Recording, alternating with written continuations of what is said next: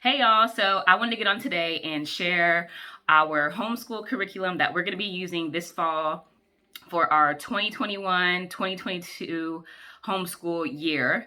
And it's a little bit different. Well, actually, it's a lot different than what we've used in the past. We've actually dabbled in this curriculum before and have used bits and pieces of it and have loved everything that we've used. And so we have switched over majority of what we're going to be using this year for most of our topics with this curriculum. And I'm so excited. And so yeah, let's get started. Don't mind the paint splashes. I'm here in the homeschool room and I'm going to be painting here soon. And so that's what all that is about. But yeah, let's get started. For handwriting, we are going to be using the good and the beautiful. We've used this handwriting before, so we're going to be using level 4, level 1, 2 level 4s for my 3rd grader and my 6th grader. The thing I love about the good and the beautiful handwriting is that they introduce cursive and they have cursive all throughout, and they have little drawings and fun activities for the kids to do in here. So it's not just boring, tedious things, but there are also little activities and stuff in there for them to do. And my kids absolutely love this. We usually are doing handwriting while I'm reading aloud or something. So everybody has one. I also have one for my kindergartner, and it is on its way. Okay, so for language arts, we are also using the good and the beautiful. We used this also last year. At the end of last year, we started using the good and the beautiful, and my kids loved it and took off in so many areas. So we're doing level K. All of them come with the workbook and a little reader. It comes with phonics cards, and so this is going to be awesome. I'm so excited to get started on this. The readers are so cute, wholesome literature. I love the illustrations, and the readers start off pretty easy and then they get a little bit harder. So as you can see, it starts off with like 2 or 3 words for that story, but by the end of the book, they will be, reading a lot more. So we're doing that one. Got level K, level 1. Look at the beautiful pictures. I love it. I love that the characters are really diverse in the stories. So you see there's a black boy, and in a lot of the stories, the main character is, somebody of color. And so I love seeing that. And the stories are just, colorful and beautiful and wholesome. And look at it. I just love. So yes. And then language arts level 3. It comes with a book of poems and also a personal reader, which, as you can see, it's much more advanced than any of the other levels. Okay, so we're using the good and the beautiful for language arts, which we love. For math, for my younger ones, we are using master books, which master books is what we had been using in the past.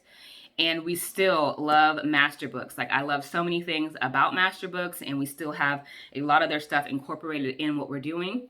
It's just that as my kids got older, we needed something a little more rigorous, and therefore we chose the good and the beautiful.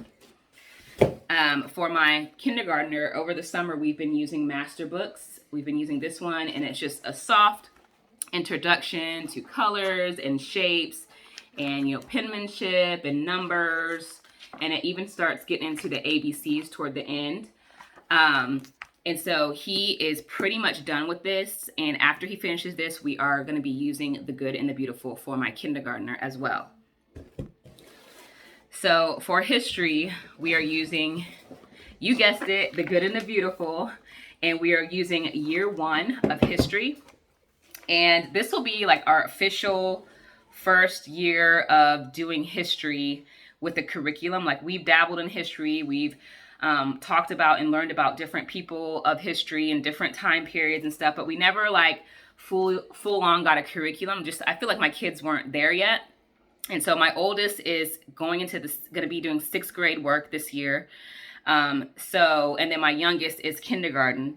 So, history and having a curriculum for all that just wasn't a priority for our family. Like reading, writing, and math were the main things that we wanted to hone in on and focus on, and character building. And, now I feel like we're at a time where we need a history curriculum and also a science curriculum. And though, like I said, we've been doing all of the, unit studies and just different fun activities that revolved around different periods of history, we haven't really just honed in on it and focused on it and had a set curriculum and stuff. So I'm excited to use The Good and the Beautiful. It is family style, so I will be able to use this history with all of my kids. I love that it's like read aloud.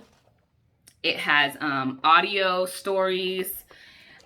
This is what it comes with, and then all the kids get like their own history booklet that you print out that is specifically geared to their age, where they have the activities and the hands-on stuff. So that's really cool. So I'm reading the history text to everybody, but then they have their own workbooks that they will be doing their activities in that are geared specifically toward their age. So that's really cool. It also comes with this history stories, big book of history stories, and so there are stories here that I'll be reading and maps and different things. And so it's really pretty and I'm excited about it. And this really got me excited. It is a history game called Keys of History. And so it's a game that we can all play and, review the things that we've been learning. And so really fun. I love that they incorporated a game because we are all about games and learning with games and stuff. Game schooling, I guess you'd say. And just keeping it fun. And then, y'all, for science, we're using The Good and the Beautiful. The Good and the Beautiful for science. This, they have so many like unit studies and science studies. I actually let my kids pick. And of course, they picked marine biology because we just got back from the beach and they had so many questions. So I actually thought it would be great because this talks about, why are there waves? Why is the water salty? What does salt water do? And this also is something that I can do gather around style where everybody's at the table and everybody's involved and we do it together. I have it all like organized in this binder, but if you want me to, I can do a closer look at this on another video, but I'm excited to dig into this, and I got this book to go with it. And I don't know if I mentioned or not, but for my oldest math, we are using teaching textbooks, and that is an online program where we actually started it over the summer, where she can get on there and there's like a virtual, it's a virtual curriculum. And so there's video teachings and it's animated and colorful, and so far so good. She loves it, and it's a way for her to work independently. And I love it. It keeps track of all the grades, and I can go on there and see where she's having issues, what questions she's getting wrong, and all of that. So, at first, an online thing, I was worried that, maybe like she would just skim through it and not really get it, or I wouldn't be as involved in it as I would want to. But I love the fact that I can go back. It sends me text messages and lets me know exactly where she is and what she's doing. And I can stay as much as involved in it as I want to. So that's really going to help me when I'm working with math and other things with the other kids, and she can just do her own independent work. So for the most part, this is all that we're going to use. I'm keeping it simple. I love everything so far as I've looked through it, as I've watched videos and reviews about all of the things.